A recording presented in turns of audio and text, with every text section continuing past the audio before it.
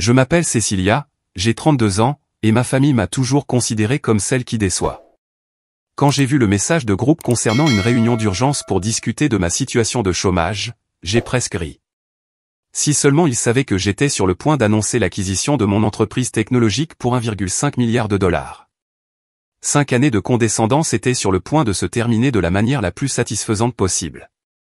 Avant que je vous raconte comment ma famille est restée bouche bée en apprenant mon succès, laissez un commentaire pour me dire d'où vous regardez, et abonnez-vous pour entendre plus d'histoires sur comment prouver aux sceptiques qu'ils ont tort. J'ai grandi dans une famille traditionnelle de Boston où la prévisibilité était valorisée par-dessus tout. Mon père, Robert, était comptable dans le même cabinet pendant 30 ans, gravissant méthodiquement l'échelle de l'entreprise jusqu'à atteindre un poste de cadre intermédiaire. Ma mère, Teresa, a enseigné l'anglais au lycée pendant toute sa carrière. Leur vie était stable, conventionnelle, et exactement ce qu'ils voulaient pour leurs 3 enfants. Mes 2 frères aînés ont suivi le scénario à la perfection. Nicolas est devenu ingénieur civil, a épousé sa petite amie de l'université et s'est installé dans une banlieue à seulement 20 minutes de chez nos parents. Thomas a fait des études de droit, a rejoint un cabinet respectable et a acheté une maison de style colonial avec une clôture blanche dans le même quartier que notre maison d'enfance. Ils étaient les enfants prodiges, ceux qui faisaient tout bien selon nos valeurs familiales. Et puis il y avait moi, Cécilia, la plus jeune et la seule fille. Depuis l'enfance, j'étais différente. Tandis que mes frères collectionnaient les trophées sportifs et les bulletins parfaits, je bricolais des ordinateurs et imaginais des idées d'entreprise. À 12 ans, je créais des sites web pour les commerces du quartier. À 16 ans, j'ai créé un marché en ligne pour que les étudiants puissent échanger des manuels scolaires, qui s'est étendu à 3 lycées locaux. C'est un passe-temps mignon, disait mon père en me tapotant la tête. Mais assure-toi que ça n'interfère pas avec tes études. Tu dois te concentrer sur ton admission dans une bonne université. C'est à l'université que nos chemins ont vraiment divergé. Mes parents s'attendaient à ce que je poursuive des études de droit comme Thomas ou peut-être de médecine. Au lieu de cela, j'ai choisi d'étudier le commerce avec une spécialisation en entrepreneuriat technologique. La déception était palpable. Le commerce, c'est si général, disait ma mère, les lèvres pincées. Quel genre de travail pourras-tu même trouver avec ça? Quelque chose de pratique et de stable, j'espère, ajoutait mon père. Pour les apaiser, après avoir obtenu mon diplôme, j'ai accepté un emploi dans une entreprise technologique respectée. Pendant 3 ans, j'ai gravi les échelons, de chef de produit junior à chef d'équipe. Ma famille semblait enfin satisfaite. J'avais des avantages sociaux, un plan de retraite et un titre dont ils pouvaient se vanter auprès de leurs amis. Mais j'étais malheureuse. Chaque jour, c'était comme porter des chaussures trop petites de 2 pointures. La bureaucratie d'entreprise étouffait ma créativité. Les réunions sans fin et les manœuvres politiques drainaient mon énergie. Je voyais mes idées être diluées par des comités ou, pire, appropriées par des cadres supérieurs. Pendant ce temps, le paysage technologique évoluait rapidement, et je voyais partout des opportunités que mon entreprise était trop lente à saisir. À 27 ans, après des mois à travailler nuit et week-end sur mon plan d'affaires, j'ai pris la décision qui allait scandaliser ma famille. J'ai quitté mon bon emploi pour créer ma propre entreprise. Le dîner du dimanche où j'ai annoncé ma décision reste gravé dans ma mémoire. Mon père s'est étouffé avec son roast-beef. Ma mère a laissé tomber sa fourchette avec un cliquetis. Nicolas m'a regardé comme si j'avais annoncé mon intention de rejoindre le cirque. Tu as fait quoi? A finalement réussi à dire mon père. J'ai quitté Global Tech pour créer ma propre entreprise, ai-je répété. Je développe une nouvelle approche de la sécurité des données que les petites entreprises peuvent réellement se permettre. Donc, tu es au chômage, a conclu Thomas, échangeant des regards entendus avec nos parents. Non, je suis travailleuse indépendante. Je suis une entrepreneur. Chérie, a dit ma mère en prenant ma main, il n'y a pas de honte à être entre 2 emplois. Thomas connaît quelqu'un aux ressources humaines de son cabinet. Je suis sûr qu'il pourrait te trouver quelque chose. Et cela a donné le ton pour les 5 années suivantes. Chaque réunion de famille est devenue une inquisition sur mon statut d'emploi. Mes parents appelaient chaque semaine pour me demander si j'avais déjà trouvé un vrai travail. Nicolas m'envoyait régulièrement des offres d'emploi pour des postes de débutants. Thomas proposait chaque mois de glisser un mot en ma faveur à son cabinet d'avocat pour des postes administratifs. Tu sais, Cécilia, disait ma mère lors de nos appels, la sécurité est si importante. Regarde Nicolas et Thomas. Ils n'ont jamais à s'inquiéter de payer leurs factures ou leur assurance maladie. Mon père adoptait une approche plus directe. As-tu pensé à ta retraite? Chaque année que tu perds avec ce projet est une année où tu ne cotises pas à un 4 cents un cas. Avec le temps, j'ai appris à être vague sur mon travail. Quand il demandait comment allaient les affaires, je haussais les épaules et disais, je me débrouille boum, je suis encore en train de voir comment ça marche. C'était plus facile que d'expliquer les détails pour ensuite les voir rejetés. La distance émotionnelle s'est creusée. J'ai arrêté de partager mes petites victoires et mes avancées. Quand j'ai décroché mon premier gros client, j'ai célébré avec une bouteille de champagne, seul dans mon appartement, plutôt que d'appeler ma famille. Quand j'ai embauché mon premier employé, les seules félicitations sont venues de ma colocataire d'université et d'un ancien collègue qui avait assez cru en moi pour rejoindre mon entreprise. Les fêtes de fin d'année sont devenues des exercices de patience. Je m'asseyais en silence pendant que mes frères discutaient de leurs promotions et de leurs primes, de leurs soldes de 401 K croissants et de leurs options d'achat d'actions. Mes parents rayonnaient de fierté pour leur fils tout en me lançant des regards inquiets. Cécilia fait toujours son truc avec les ordinateurs, expliquait ma mère aux proches avec le même ton qu'on utiliserait pour décrire une condition médicale malheureuse. Les pics subtils s'accumulaient comme des coupures de papier. Lors de mon dîner de 30e anniversaire, Thomas m'a demandé si j'avais besoin d'aide pour l'addition, supposant que je ne pouvais pas me permettre ma propre célébration. Quand j'ai déménagé dans un nouvel appartement, mon père a insisté pour examiner le bail afin de s'assurer que je ne me faisais pas avoir dans ma situation. Nicolas m'a une fois présenté à son ami comme ma petite sœur qui essaie de trouver sa voie professionnelle. Chaque affront renforçait ma détermination à réussir mais approfondissait aussi la blessure du rejet familial. Les personnes qui auraient dû être mes plus grands soutiens étaient devenues mes plus constants détracteurs. Et malgré toute ma croissance professionnelle, une partie de moi désirait encore leur approbation, voulait encore leur prouver qu'ils avaient tort de la manière la plus indéniable possible. Ils ne se doutaient pas que cette opportunité était sur le point de se présenter d'une manière qu'aucun de nous n'aurait pu imaginer. Les débuts d'Innovat Tech Solutions étaient exactement ce que ma famille craignait. Je travaillais depuis mon studio, avais transformé ma table à manger en bureau, et subsistais en grande partie de nouilles ramen et de café. Mes économies diminuaient à mesure que j'investissais tout dans le développement de ma plateforme de sécurité des données. Le premier client était une chaîne de boulangerie locale qui avait besoin de sécuriser les informations de paiement de ses clients. Le propriétaire a tenté sa chance avec moi après qu'une plus grande entreprise de sécurité leur ait proposé un prix qui aurait consommé tout leur budget technologique annuel. J'ai construit une solution sur mesure pour un quart du coût, travaillant 80 heures par semaine pour la livrer. Le bouche-à-oreille s'est répandu parmi les propriétaires de petites entreprises.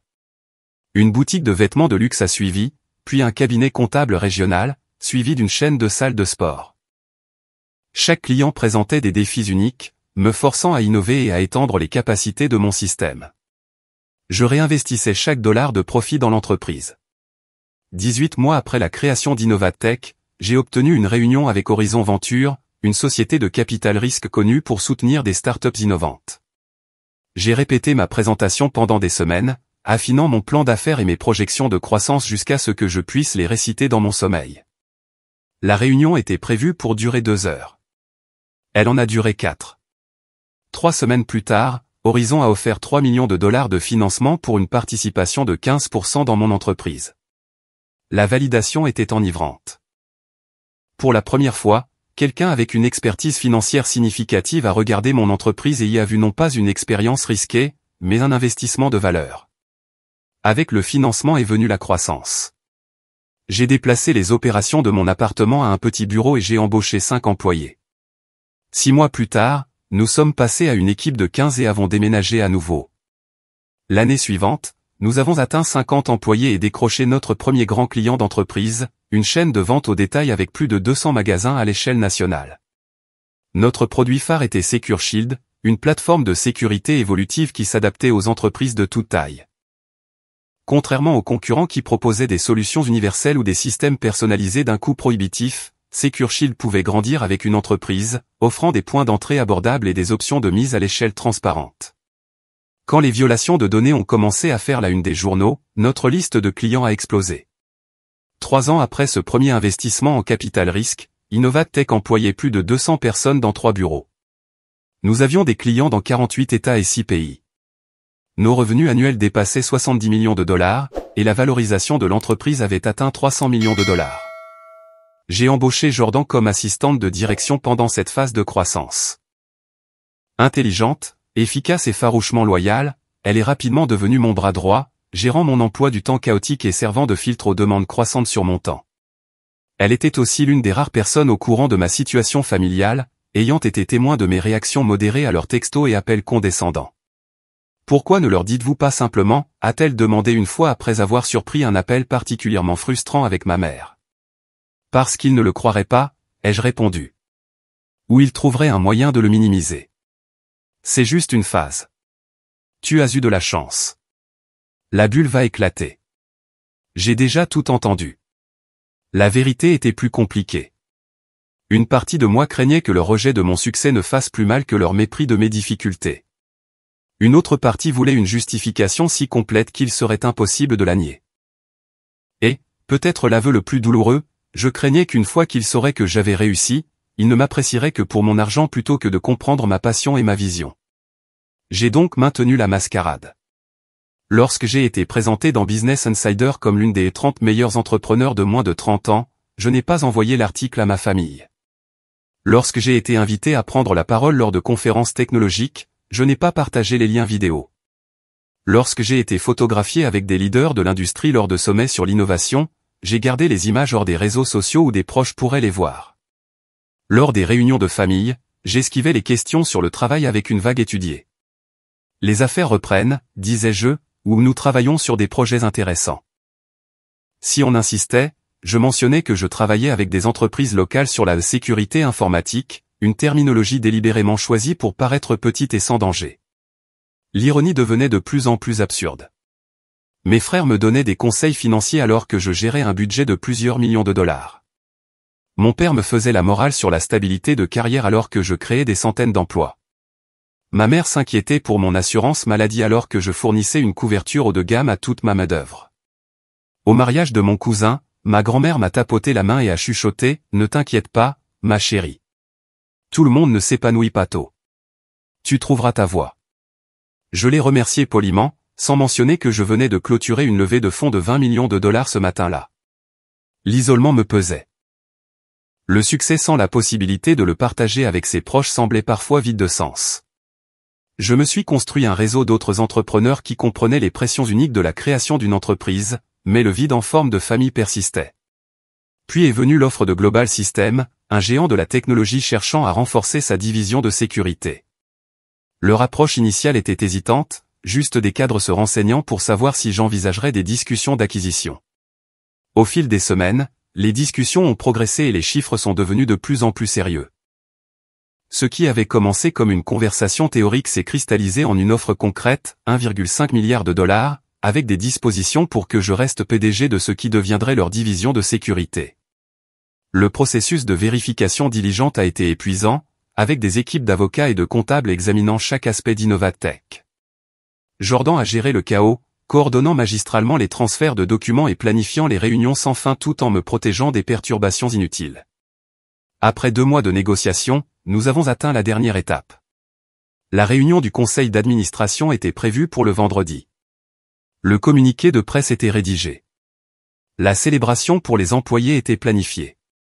5 années de travail étaient sur le point de culminer avec l'une des plus grandes acquisitions technologiques de l'année. Et c'est à ce moment-là que ma famille a décidé que nous avions besoin d'une réunion d'urgence concernant mon chômage. Le vendredi matin me trouva dans mon bureau pantoute surplombant le port de Boston, en train de revoir les derniers documents d'acquisition avec notre équipe juridique. Les fenêtres du sol au plafond offraient une vue panoramique de la ville où j'avais grandi, me sentant petite et incomprise.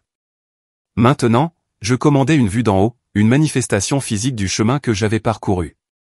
Mon téléphone a vibré avec une notification.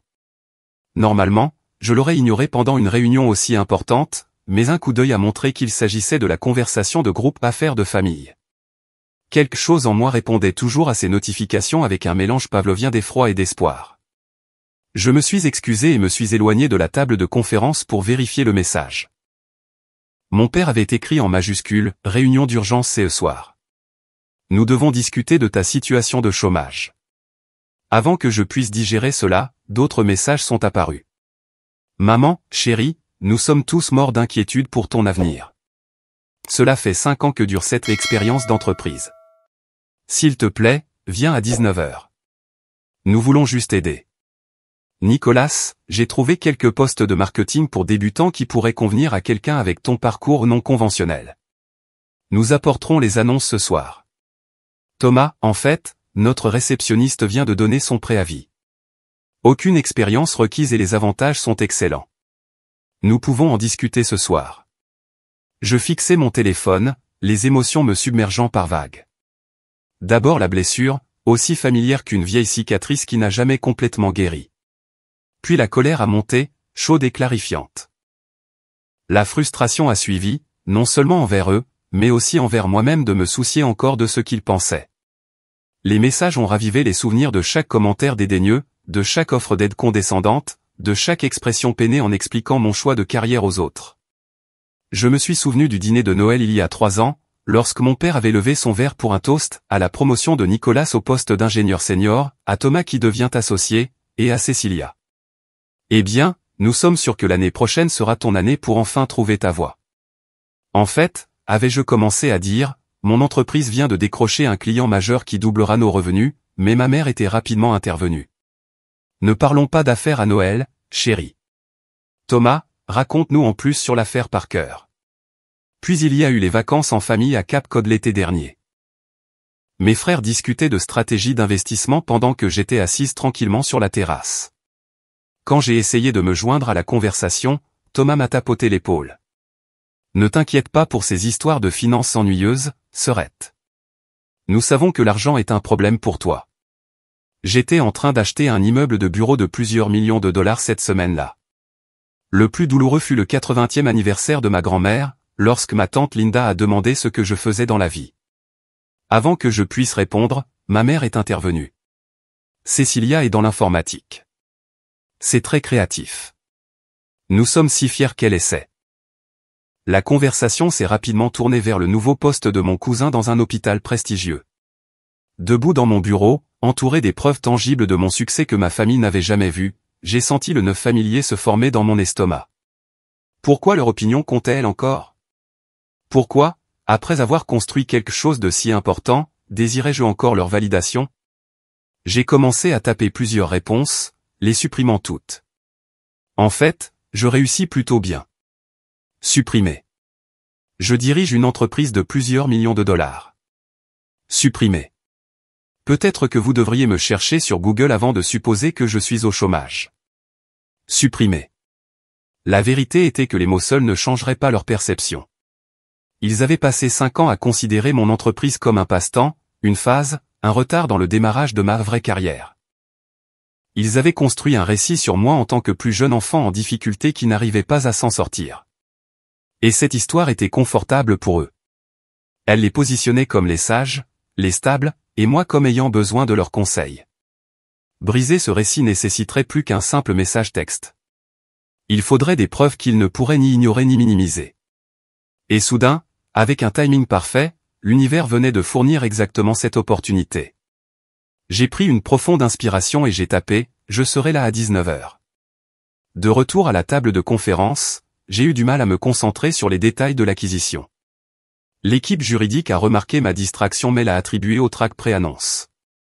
Seul Jordan, observant depuis le coin, pouvait lire la tension dans mes épaules et ma mâchoire.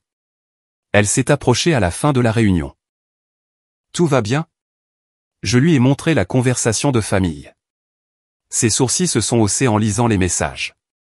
Sérieusement? Aujourd'hui, de tous les jours? Apparemment, l'univers a le sens du timing dramatique. Que allez-vous faire? J'ai regardé à nouveau les messages, des années de blessures accumulées se cristallisant en détermination. Je vais assister à leur réunion d'urgence.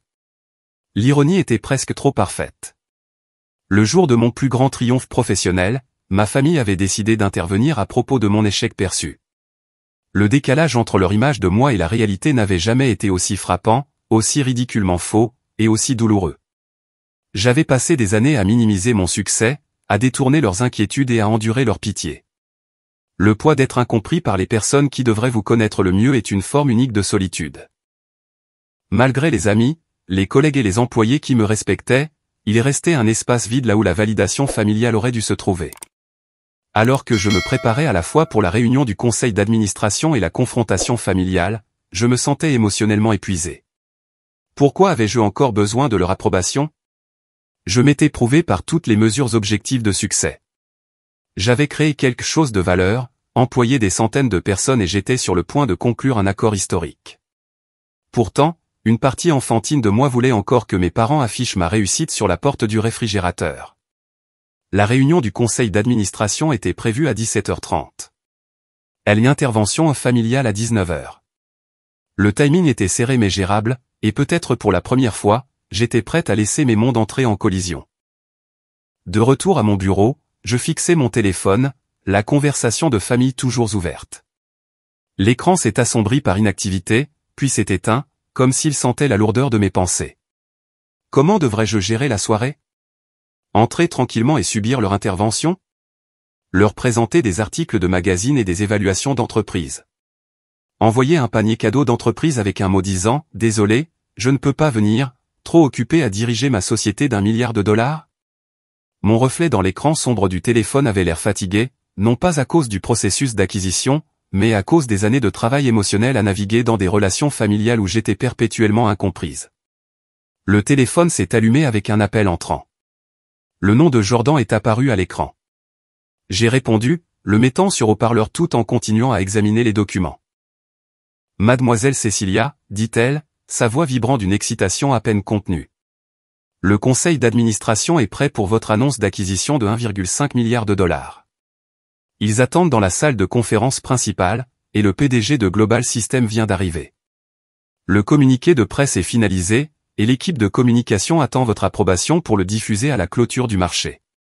Elle a continué avec plus de détails. Le champagne est au frais pour l'annonce aux employés, et j'ai confirmé les réservations pour le dîner des cadres chez Harrington S. De plus, Forbes, TechCrunch et The Wall Street Journal ont tous demandé des interviews exclusives après l'annonce publique. Pendant que Jordan parlait, une idée s'est formée dans mon esprit, se cristallisant avec une clarté parfaite. J'ai jeté un coup d'œil à la conversation de famille, puis aux documents d'acquisition sur mon bureau. Jordan, dis-je, j'ai besoin d'un service. Après la réunion du conseil d'administration, pourriez-vous m'appeler à exactement 19h15 pour me faire un point sur les commentaires du PDG de Global System? C'est important. Bien sûr, répondit-elle, professionnelle comme toujours, malgré la demande inhabituelle. Est-ce que tout va bien? Ça ira, dis-je. Ma famille a convoqué une réunion d'urgence ce soir pour discuter de mon chômage. Je pense qu'il est temps qu'ils apprennent ce que je fais vraiment. Le bref silence de Jordan en disait long. Elle avait vu les messages textes, entendu les messages vocaux condescendants, était témoin de mon silence après les réunions de famille. 19h15 exactement, a-t-elle confirmé. Je le ferai de manière appropriée et formelle. Merci, dis-je, sentant un poids s'alléger légèrement. Et Jordan, assurez-vous que l'appel couvre des détails spécifiques sur le montant de l'acquisition et mon rôle futur. Avec plaisir, répondit-elle, et je pouvais entendre le sourire dans sa voix. Ceci étant décidé, j'ai rapidement envoyé un texto au groupe familial, je serai là à 19h. Court, simple, ne révélant rien. Les réponses sont arrivées immédiatement. Maman, merci, chérie. Le dîner sera prêt. Papa, bien. C'est important. Nicolas, j'apporte quelques ressources pour toi. Thomas, sage décision, Serette. Chaque message portait le même ton condescendant qui avait coloré nos interactions pendant des années, mais ce soir serait différent. Ce soir, la dynamique changerait irrévocablement. J'ai traversé l'après-midi avec un but renouvelé.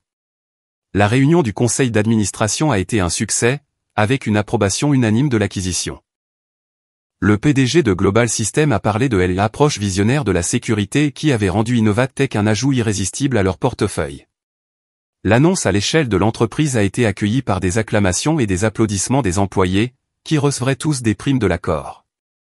Pendant tout ce temps, une partie de mon esprit restait fixée sur la soirée à venir. Alors que les célébrations d'affaires se calmaient, je suis allé dans ma salle de bain privée pour me changer. J'ai enlevé ma tenue de bureau standard et j'ai enfilé ce que j'appelais en privé mon haut tailleur de pouvoir, un Armani noir sur mesure qui projetait une confiance tranquille. J'ai rafraîchi mon maquillage et redressé mes épaules. La femme dans le miroir avait l'air réussie, confiante, puissante. Ma famille le verrait-elle enfin? Ou regarderait-il la même femme qu'ils avaient toujours vue, une petite fille jouant aux affaires, attendant de grandir et de trouver un vrai travail? Le trajet jusqu'à la maison de banlieue de mes parents a duré 40 minutes, chaque kilomètre ravivant un nouveau souvenir. En passant devant mon ancien lycée, je me suis souvenu de la réponse tiède de mon père au prix de l'entreprise étudiante que j'avais reçue en terminale. Joli passe-temps, mais concentre-toi sur tes candidatures universitaires. En passant devant l'université de Boston, je me suis rappelé la déception de ma mère quand j'ai changé ma spécialisation de pré-droit à commerce. Un diplôme si large et peu ciblé. Alors que les rues familières laissaient place à l'avenue bordée d'arbres de mon enfance, je répétais des scénarios potentiels. Serait-il en colère en découvrant que j'avais caché mon succès? Deviendrait-il soudainement encourageant après des années de doute? Essaierait-il de s'en attribuer le mérite d'une manière ou d'une autre? Nous avons toujours cru en toi semblait la révision la plus probable de l'histoire. Je me suis demandé si mon approche était saine. Étais-je mesquine, en orchestrant une révélation dramatique? Peut-être, mais après des années à voir mes réalisations rejetées et ma passion traitée comme une phase, j'avais peut-être gagné un moment de justification. Le quartier n'avait pas beaucoup changé. Les mêmes pelouses manucurées, les mêmes décorations de vacances de bon goût ornant les portes. Je me suis garé dans l'allée de mes parents derrière la BMW de Nicolas et la Mercedes de Thomas. Ma propre voiture, une Tesla Model S, semblait quelque peu déplacée, mais je doutais qu'ils le remarquent. Ils avaient depuis longtemps cessé de voir les preuves qui contredisaient leur récit sur moi. Assise dans ma voiture, j'ai pris de profondes inspirations pour me centrer. Cette confrontation ne visait pas seulement à leur prouver qu'ils avaient tort. Il s'agissait d'être vu pour qui j'étais vraiment, de rester ferme dans ma propre réalité après des années à l'avoir niée. Il s'agissait de me libérer du rôle qui m'avait été assigné dans notre drame familial, la fille qui n'a pas réussi, la déception perpétuelle, le contre-exemple. Mon téléphone a vibré avec un texto de Jordan. Tout est prêt pour 19h15. Allez-y, patronne. Avec une dernière profonde inspiration, j'ai rassemblé mon courage et suis sorti de la voiture. Quoi qu'il se passe à l'intérieur de cette maison, notre dynamique familiale ne serait plus jamais la même. Et peut-être que c'était exactement ce dont nous avions tous besoin. J'ai sonné à la porte de la maison de mon enfance. Une formalité étrange pour un endroit où j'avais autrefois eu une clé, mais cela semblait approprié pour l'occasion. Ma mère a ouvert la porte, son expression un mélange étudié d'inquiétude et de déception que j'avais vu d'innombrables fois. « Cécilia, ma chérie », dit-elle en me prenant dans une étreinte qui semblait plus obligatoire que chaleureuse. « Entre. Tout le monde t'attend. » Le salon avait été arrangé comme pour une intervention, ce qui, je suppose, était le cas. Mon père occupait son fauteuil habituel, des lunettes de lecture perchées sur son nez alors qu'il examinait ce qui semblait être des notes. Nicolas et Thomas étaient assis côte à côte sur le canapé, un front uni de préoccupation fraternelle. Entre eux, sur la table basse, se trouvaient des dossiers et des impressions, diverses ressources pour ma situation de chômage apparente. Pile à l'heure, dit mon père en vérifiant sa montre avec approbation. La ponctualité était l'une des rares vertus qu'il reconnaissait constamment en moi. J'ai pris la seule chaise positionnée en face d'eux, me sentant comme une accusée face à un tribunal. La disposition était conçue, consciemment ou non, pour établir l'autorité et créer une pression. J'avais utilisé des arrangements similaires dans des négociations difficiles, mais jamais avec ma famille. Mon père s'est raclé la gorge et a commencé ce qui ressemblait à un discours répété. « Cécilia, nous avons convoqué cette réunion de famille parce que nous sommes inquiets. Cela fait 5 ans que tu as quitté un poste stable dans une entreprise réputée pour poursuivre cette expérience entrepreneuriale. » Il a souligné le mot comme s'il s'agissait d'une phase, comme la période gothique d'un adolescent. À un moment donné, nous devons reconnaître quand quelque chose ne fonctionne pas et faire les ajustements appropriés. Ma mère s'est penchée pour me serrer la main. « Ma chérie, il n'y a pas de honte à admettre que ça n'a pas marché. Tout le monde a des revers. » Nicolas s'est penché en avant, ouvrant un dossier. J'ai compilé quelques offres d'emploi qui pourraient bien convenir. Ce sont des postes de débutants, mais avec ton parcours, tu pourrais progresser rapidement. Le marché du travail est compétitif, a ajouté Thomas. Mais avec les relations familiales, nous pouvons te mettre le pied à l'étrier. Il a fait glisser une impression vers moi. Notre cabinet a besoin d'une nouvelle réceptionniste. ce n'est pas glamour, mais les avantages sont excellents, et tu travaillerais à nouveau dans un environnement professionnel. Je suis resté assise en silence, absorbant leurs paroles sans interruption. Les suppositions superposées dans leurs déclarations étaient stupéfiantes. Ils avaient construit tout un récit sur ma vie et ma carrière sans jamais poser de questions de fond sur ce que je faisais réellement. Ils prenaient mon silence pour de la honte ou de l'acceptation. Mon père a continué, sa voix prenant le ton autoritaire qu'il utilisait pour dispenser sa sagesse financière. Ta mère et moi subventionnons ton appartement depuis assez longtemps. C'était une nouvelle pour moi, car je ne leur avais jamais pris d'argent. Il est temps de faire face à la réalité. Cette expérience d'entreprise a échoué. Il n'y a pas de marché pour le service de site web que tu as essayé de vendre. Ma mère a hoché la tête avec sympathie.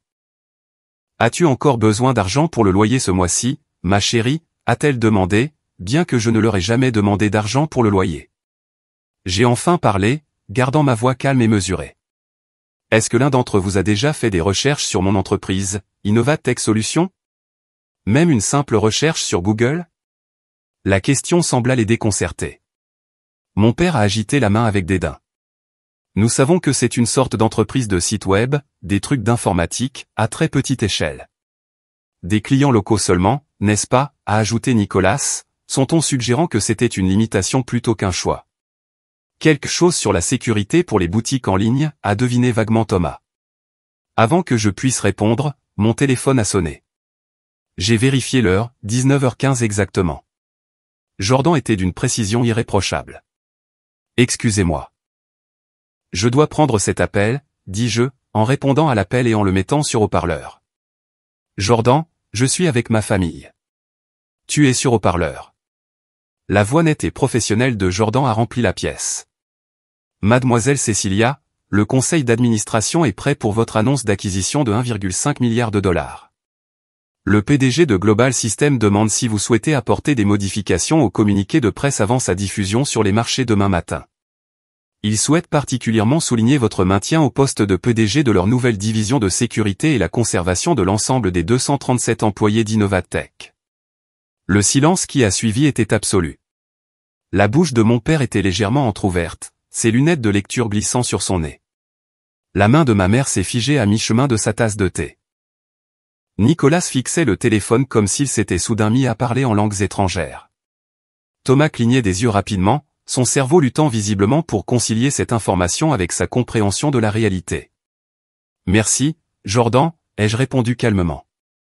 S'il vous plaît, dites-lui que le communiqué de presse est approuvé tel quel. Je serai disponible pour les appels des médias à partir de 9h demain. Le package de célébration pour les employés a-t-il été finalisé? Oui, mademoiselle Cécilia. Tous les employés recevront leur prime d'acquisition avec l'annonce de demain, allant de 10 000 $ pour nos plus récents membres d'équipe à 2 millions de dollars pour l'équipe de direction, comme vous l'avez spécifié. Excellent. Et la fondation caritative? Les formalités sont terminées. La fondation Innovatech sera lancée avec une dotation initiale de 50 millions de dollars, axée sur l'éducation technologique pour les communautés défavorisées. Parfait. Merci, Jordan. Je vous rappellerai plus tard. J'ai mis fin à l'appel et j'ai posé mon téléphone sur la table basse, directement sur l'offre d'emploi de réceptionniste que Thomas avait préparée pour moi. 4 paires d'yeux me fixaient en silence, stupéfait. 1,5 milliard? A finalement réussi à dire mon père, les mots sortant comme si chacun nécessitait un traitement distinct. Ton entreprise a été rachetée? A demandé ma mère, sa voix faible. Tu as 200 employés? A ajouté Nicolas, incrédule. Thomas a simplement ouvert et fermé la bouche comme un poisson hors de l'eau. Le moment était tout ce que j'avais imaginé et plus encore. Les expressions choquées, l'incrédulité laissant place à une compréhension naissante. Mais au lieu de satisfaction, j'ai ressenti un mélange complexe d'émotions, la justification, oui, mais aussi la tristesse pour les années de soutien que j'avais manquées, la colère d'avoir été si profondément incomprise, et un étrange sentiment de libération. Oui, dis-je simplement. Innovatech Solutions, l'entreprise que j'ai fondée il y a 5 ans après avoir quitté Global Tech, a été rachetée par Global System pour 1,5 milliard de dollars. Nous sommes spécialisés dans les solutions de sécurité évolutive pour les entreprises de toute taille, des commerces locaux aux multinationales. Nous avons 237 employés répartis dans 3 bureaux, des clients dans 48 États et 6 pays, et des revenus annuels dépassant 70 millions de dollars. J'ai laissé l'information s'imprégner avant de continuer, ma voix gagnant en force. Pendant 5 ans, j'ai bâti cette entreprise pendant que vous supposiez tous que j'échouais. Pendant 5 ans, j'ai écouté vos conseils condescendants, vos offres d'aide apitoyées, votre rejet de ma carrière comme un passe-temps ou une phase. Pas une seule fois l'un de vous ne m'a posé de questions sur mon entreprise d'une manière qui montrait un intérêt sincère. Pas une seule fois vous n'avez cherché mon entreprise sur Google ou consulté les nouvelles économiques où j'ai été cité à plusieurs reprises. La digue s'était rompue, et des années de sentiments refoulés se sont déversées. Savez-vous ce que c'est que de créer quelque chose de réussi et de ne pas pouvoir le partager avec sa famille? De s'asseoir au dîner de fête, en écoutant les conseils financiers de personnes qui gèrent une fraction du budget que vous gérez? De voir sa mère vous présenter comme essayant encore de trouver sa voie alors que vous dirigez une entreprise de plusieurs millions de dollars? Mon père a tenté de reprendre le contrôle de la situation. Écoute, Cecilia, nous nous inquiétions juste pour toi. Si tu nous avais dit. J'ai essayé, les jeux interrompus, ma voix s'élevant malgré mes efforts pour rester calme. Vous vous souvenez quand j'ai mentionné avoir décroché un gros client à Noël il y a 3 ans? Maman a changé de sujet pour parler du cabinet d'avocats de Thomas. Vous vous souvenez quand j'ai essayé de me joindre à la conversation sur les investissements à Cap Cod? Thomas m'a dit de ne pas m'inquiéter de ces histoires de finances ennuyeuses. Chaque fois que j'ai commencé à partager quelque chose sur mon entreprise, vous avez tous clairement montré que vous n'étiez pas intéressés, sauf si cela impliquait que j'abandonne et que je trouve un vrai travail. Je me suis tourné vers chaque membre de la famille à tour de rôle, évoquant des souvenirs spécifiques. Papa, quand j'ai remporté le prix de l'innovateur de l'année l'an dernier, je t'ai appelé pour te le dire, et tu as passé toute la conversation à me parler de la nouvelle terrasse de Nicolas. Maman, quand mon entreprise a été présentée dans Business Insider, je t'ai envoyé l'article par email, et tu m'as répondu en me demandant si j'avais envisagé de retourner à l'école pour obtenir un certificat d'enseignement comme toi. Nicolas, tu m'as envoyé des offres d'emploi pour débutants tous les mois pendant 5 ans sans jamais me demander si j'avais réellement besoin d'un travail. Et Thomas, tu m'as offert des postes administratifs dans ton cabinet tellement de fois que j'ai perdu le compte, toujours avec ce même sourire condescendant. La pièce était silencieuse, à l'exception de ma respiration, qui était devenue saccadée par l'émotion. Ma famille avait l'air sous le choc, leur vision du monde s'effondrant visiblement autour d'eux. Pourquoi ne nous as-tu pas simplement dit à quel point tu réussissais? A finalement demandé ma mère d'une petite voix. La question a déclenché une nouvelle vague de frustration. Pourquoi aurais-je dû le faire? Pourquoi n'auriez-vous pas pu croire en moi dès le début? Pourquoi avez-vous supposé que j'échouais sans preuve? Avez-vous la moindre idée à quel point ça fait mal que votre famille pense constamment le pire de vous? Mes mots flottaient dans l'air, lourds d'années de douleur accumulées. La confrontation que j'avais imaginée tant de fois avait enfin lieu. Mais au lieu de me sentir triomphante, je me sentais épuisé. La vérité était révélée, mais les dommages de années de mépris ne pouvaient pas être effacés par une seule révélation spectaculaire.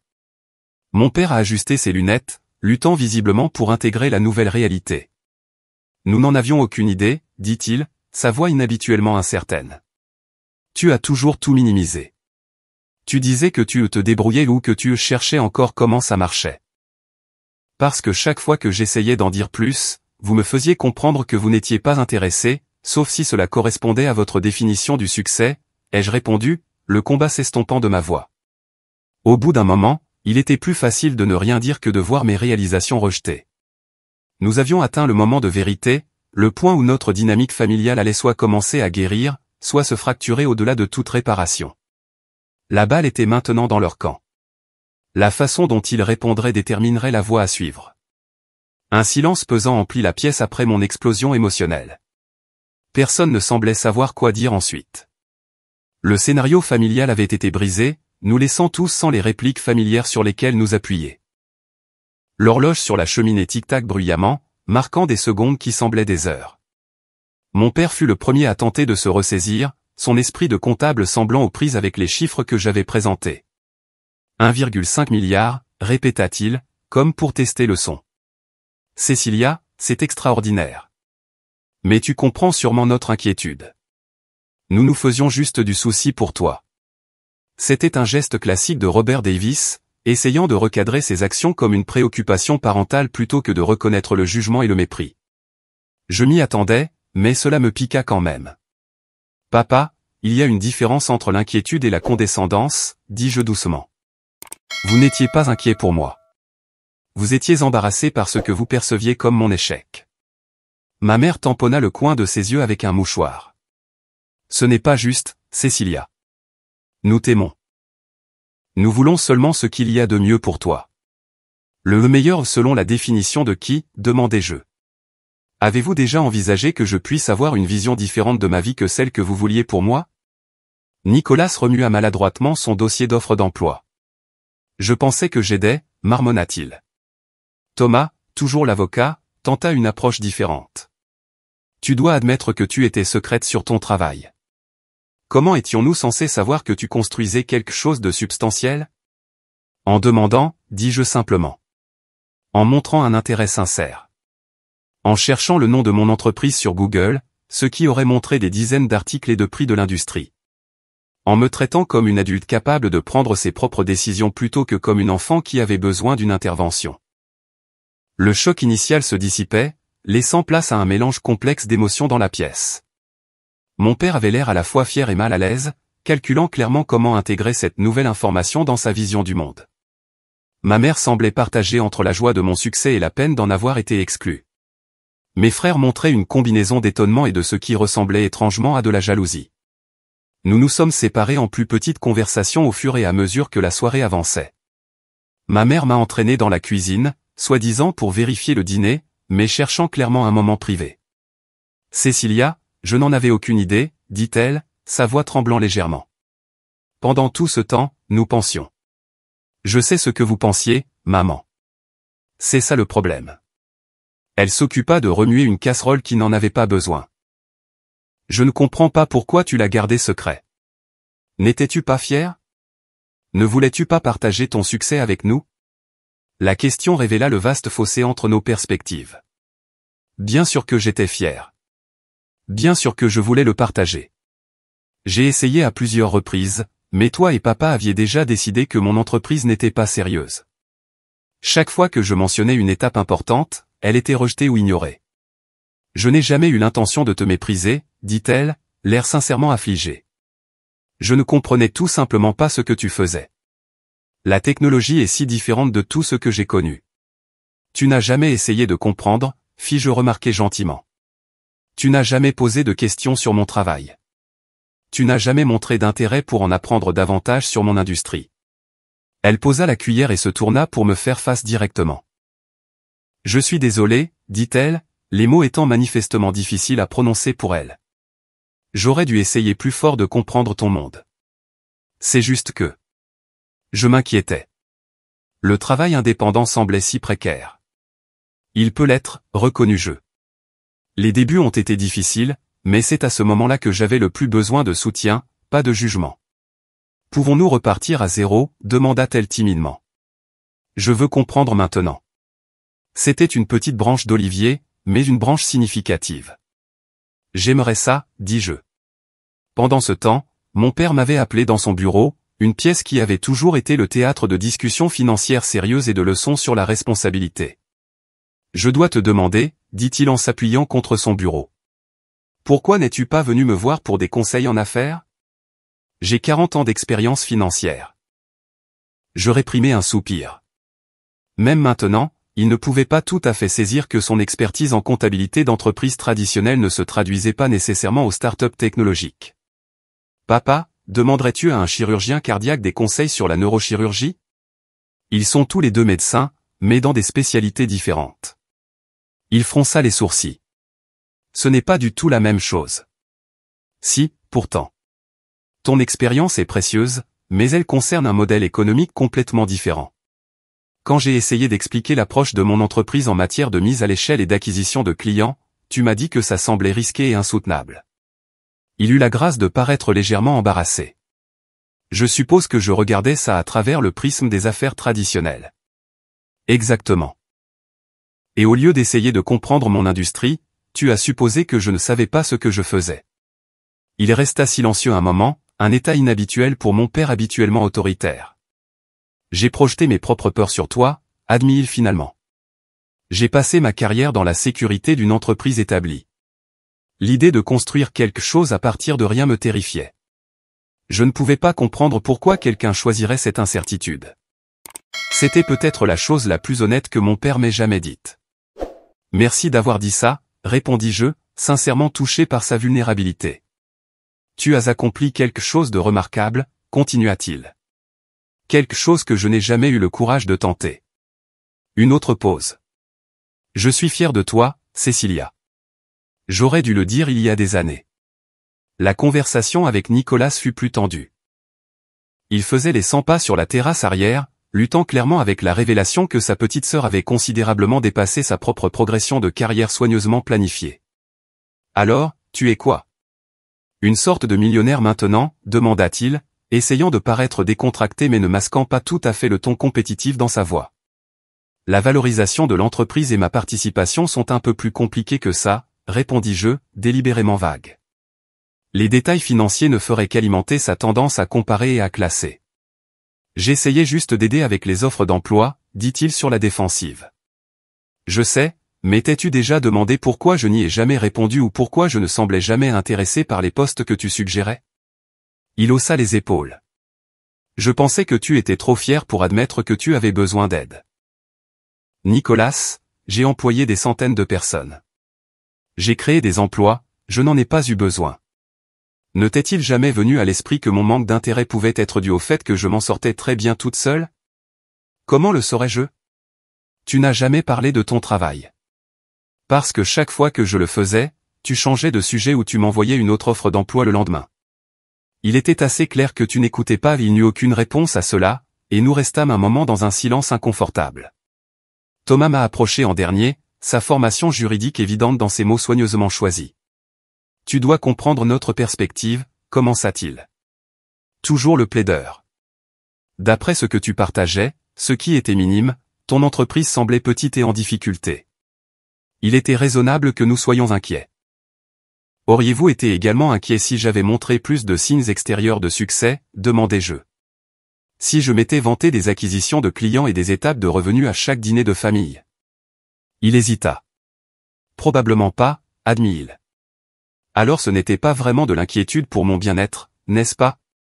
C'était de l'inquiétude sur la façon dont mon échec perçu se reflétait sur la famille.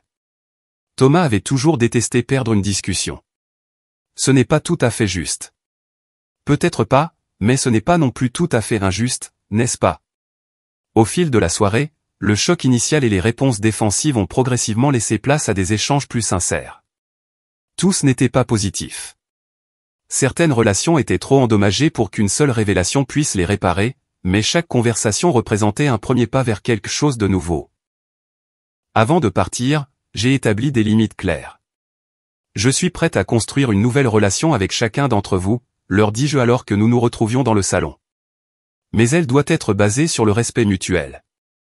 Je n'accepterai plus de condescendance ni de conseils non sollicités sur ma carrière. Mon père hocha lentement la tête. C'est juste. Et je veux un intérêt réel pour mon travail, continuai-je. Pas seulement maintenant que vous savez qu'il a du succès, mais une curiosité sincère pour ce que je fais et pourquoi c'est important pour moi. Nous pouvons le faire, dit ma mère, bien que Thomas ait semblé moins certain. En rentrant chez moi cette nuit-là, je me sentais à la fois plus légère et plus lourde. Le secret que j'avais porté pendant des années était enfin révélé, me libérant de ce fardeau. Mais les conversations à vif avaient exposé à quel point le dysfonctionnement familial était profond et combien de travail nous attendait si nous voulions construire des relations plus saines. Certaines connexions pourraient ne jamais guérir complètement. D'autres pourraient se renforcer à travers cette crise. Tout avait été irrévocablement changé par la vérité enfin dite à voix haute. L'annonce officielle de l'acquisition le lendemain matin fut un tourbillon d'activités. Je me tenais à côté du PDG de Global Systems lors d'une conférence de presse, souriais pour les photographies avec l'équipe de direction et donnais des interviews aux principales publications économiques. Les analystes de l'industrie ont qualifié l'accord de transformateur pour les deux entreprises. Le monde des affaires célébrait ce que ma famille n'avait même jamais reconnu. La célébration des employés fut émouvante d'une manière différente. Beaucoup étaient avec moi depuis les débuts, travaillant de longues heures dans des locaux exigus, croyant en la vision lorsque nous avions plus de détermination que de ressources. Annoncer leur prime d'acquisition et voir leur réaction en larmes me rappela à quoi ressemblait le vrai soutien, des gens qui s'étaient réellement présentés, avaient contribué et avaient cru. Ce soir-là, je suis retourné seul à Montpentouse. Le contraste entre la reconnaissance publique et le drame familial privé m'a laissé émotionnellement épuisé. J'ai enlevé mes talons, me suis versé un verre de vin et me suis affalé sur mon canapé, contemplant les lumières de la ville. Mon téléphone a sonné avec une notification. En l'ouvrant, j'ai trouvé un texto de ma mère, une capture d'écran d'un article du Wall Street Journal sur l'acquisition avec le simple message « Je suis fier de toi ». C'était un petit geste, peut-être, mais significatif venant d'une femme qui avait passé des années à suggérer des certificats d'enseignement et des postes administratifs. J'ai répondu par un simple merci. Les semaines qui ont suivi ont apporté un réajustement progressif des relations familiales. Mon père, toujours pratique, s'est adapté le plus rapidement. Il a commencé à envoyer des articles sur les tendances technologiques et à poser des questions spécifiques sur mon modèle économique. Bien que sa compréhension de l'industrie soit restée limitée, son effort pour s'engager était sincère. J'ai lu des choses sur les protocoles de sécurité des données, a-t-il annoncé lors de notre premier appel téléphonique post-révélation. C'est fascinant, bien plus complexe que je ne le pensais. Ma mère a adopté une approche différente, se concentrant davantage sur mon bien-être que sur mes réalisations professionnelles. Manges-tu correctement? Dors-tu assez? Diriger une entreprise de cette taille doit être stressant. C'était toujours du maternage, mais sans la supposition sous-jacente que j'avais besoin de conseils de carrière. Nicolas a eu le plus de mal avec la nouvelle dynamique. Nos conversations sont restées maladroites, sa nature compétitive clairement déstabilisée par mon succès. Alors, c'est quoi la suite après l'acquisition? La retraite, a-t-il demandé une fois, incapable d'imaginer continuer à travailler après une telle manne. J'ai 32 ans, Nicolas. Je ne fais que commencer, ai-je répondu. Thomas a maintenu une courtoisie professionnelle mais une distance émotionnelle. L'avocat en lui avait gracieusement reconnu sa défaite face à des preuves accablantes, mais le frère en lui semblait incapable de concilier son image de sa petite sœur avec la PDG à succès que j'étais devenu. Les dîners du dimanche en famille ont progressivement repris, mais avec un ton nettement différent. Je n'étais plus le sujet de regards inquiets et de conseils de carrière. Au lieu de cela, je me retrouvais souvent bombardé de questions sur les affaires et la technologie, me sentant parfois comme une bête de foire, censé justifier mon succès à plusieurs reprises. C'est étrange, ai-je confié à Jordan pendant le déjeuner. Avant, il ne croyait pas assez en moi. Maintenant, certains d'entre eux semblent presque trop intéressés, mais par les attributs extérieurs plutôt que par le travail lui-même. Ils sont encore en train de s'adapter, a-t-elle suggéré. Ils sont passés de penser que tu étais au chômage à réaliser que tu es une dirigeante d'entreprise du jour au lendemain. C'est un grand changement. Je suppose que j'espérais qu'ils me comprendraient soudainement, ai-je admis. Mais ce sont les mêmes personnes qu'ils ont toujours été. Et vous aussi, a souligné Jordan. La question est, quel genre de relation voulez-vous avec eux maintenant? C'était une question profonde, qui m'a amené à établir des limites plus claires. J'ai commencé à décliner certaines réunions de famille pour préserver mon énergie et mon temps. Quand j'y assistais, je redirigeais les conversations loin de l'argent et du statut vers des sujets plus significatifs. Je parlais sélectivement de mon travail, me concentrant sur les parties qui m'enthousiasmaient vraiment plutôt que sur les mesures et les valorisations. Avec certains membres de la famille, les relations se sont approfondies. Ma mère et moi avons développé un rituel de café hebdomadaire où nous parlions de tout sauf des affaires. Mon plus jeune cousin, un étudiant en informatique, est devenu une sorte de protégé, désireux d'apprendre de mon expérience dans le monde de la technologie. Avec d'autres, j'ai accepté que la proximité ne se développerait peut-être jamais. Thomas et moi avons maintenu des interactions cordiales mais distantes. Nicolas a finalement trouvé un moyen de se rapprocher de moi en se concentrant sur nos souvenirs d'enfance partagés plutôt que sur nos vies d'adultes divergentes. La relation la plus importante que j'ai cultivée, cependant, était avec ma famille de cœur, les amis, les collègues et les mentors qui m'avaient soutenu lorsque mes parents de sang ne le pouvaient ou ne le voulaient pas. Jordan, qui avait été témoin de mes luttes et de mes triomphes, est devenue une amie de confiance au-delà de son rôle d'assistante. Mes premiers investisseurs, qui avaient cru en moi alors que ma propre famille rejetait mes ambitions, sont restés des conseillers précieux. J'ai créé la fondation InnovaTech avec pour mission de soutenir les jeunes entrepreneurs issus de milieux sous-représentés. Travailler avec ces individus ambitieux, qui faisaient souvent face à un scepticisme familial similaire à celui que j'avais connu, est devenue l'une de mes activités les plus gratifiantes. Mes parents pensent que la technologie, c'est juste pour jouer à des jeux, m'a dit une jeune femme lors d'une séance de mentorat. Ils ne comprennent pas pourquoi je veux créer une entreprise de cybersécurité. Les miens non plus, ai-je dit, partageant mon histoire. Parfois, les personnes les plus proches de nous sont les dernières à voir notre potentiel. Comment avez-vous géré ça, a-t-elle demandé. J'ai arrêté de chercher la validation de personnes qui n'étaient pas équipées pour la donner, ai-je répondu. J'ai trouvé des communautés qui comprenaient ma vision et j'ai construit des systèmes de soutien là-bas. Ceci est devenu mon mantra alors que je continuais à guérir des années d'incompréhension familiale. J'ai reconnu que même si j'avais ardemment désiré l'approbation de ma famille, je n'en avais jamais eu besoin pour réussir. La validation que je cherchais avait toujours été disponible ailleurs auprès des clients qui appréciaient notre produit, des employés qui croyaient en notre mission, des investisseurs qui reconnaissaient notre potentiel. Le processus de pardon ne fut ni rapide ni linéaire. Certains jours, je ressentais une compassion sincère pour la perspective limitée de ma famille. D'autres jours, me souvenir de rejets particulièrement blessants ravivait une vieille colère. J'en suis venu à comprendre que le pardon n'était pas une destination mais une pratique, quelque chose sur lequel je continuerais à travailler à mesure que nos relations évolueraient. 6 mois après la révélation de la réunion d'urgence, j'ai organisé une pendaison de crémaillère dans ma nouvelle maison, une propriété au bord de l'eau que j'avais achetée après l'acquisition. En regardant le rassemblement mixte de familles, d'amis et de collègues, j'ai remarqué quelque chose d'intéressant. Mes mondes avaient commencé à s'intégrer. Ma mère discutait confortablement avec Jordan. Mon père était engagé dans une conversation avec l'un de mes investisseurs. Même Nicolas semblait s'amuser, libéré du besoin de compétition maintenant que nos chemins différents étaient reconnus. Tout le monde n'était pas là. Thomas avait envoyé ses regrets, et certaines tantes et oncles qui avaient été particulièrement méprisants n'avaient pas été invités. J'avais appris que la guérison ne nécessitait pas de maintenir toutes les relations à tout prix. Certaines connexions valaient l'effort d'être reconstruites. D'autres étaient mieux laissées dans le passé. Ce soir-là, debout sur ma terrasse surplombant l'eau, j'ai réfléchi au parcours. La douleur d'être incomprise m'avait façonné, construisant une résilience que je n'aurais peut-être pas développée autrement. Le besoin de me prouver avait alimenté une ambition qui m'a poussé vers de plus hauts sommets que le confort ne l'aurait peut-être fait. L'absence de soutien familial m'avait forcé à créer des réseaux externes plus solides. Aurais-je préféré un soutien inconditionnel dès le début? Bien sûr. Mais j'en étais venu à apprécier que mon chemin, aussi difficile fût-il, avait forgé des forces que je n'aurais peut-être jamais découvertes autrement. La conversation de groupe qui annonçait autrefois une réunion d'urgence sur mon chômage partageait maintenant occasionnellement des articles sur Innovatech ou des photos d'événements de l'industrie où je prenais la parole.